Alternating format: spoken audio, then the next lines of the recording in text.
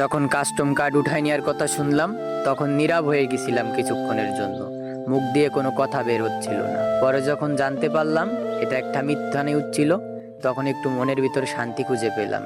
যাই হোক, আমাদের একটা ব্যবস্থা করে রেখে গেছে।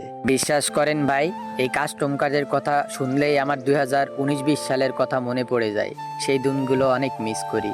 যখন 7 দিন খেলে একটা কাস্টম কার্ড নিতাম, ভাই কি যে মজা ছিল। শুক্রবার আসলে অন্যরকম একটা মজা। গিল লিডার বলতো যে সব থেকে বেশি গোলরি করে দিতে পারবে, যে ডগ দিতে পারবে বেশি, তাকে একটা উইকলি মেরে দেওয়া হবে।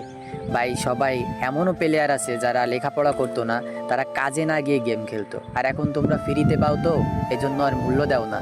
তোমাদের একটা কথা বলি, যারা আমাদের এই গ্রাম সাইডে থাকে, হ্যাঁ, তো তারা দেখবা এই যে টমেটো আছে না, টমেটো গাই মারামারি খেলে অনেকে, মানে ছুড়াছুড়ি খেলে।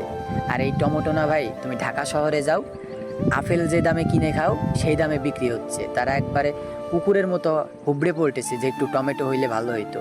কথা আছে না, ফ্রিতে পাইলে কোনো কিছুই মূল্য দেয় না।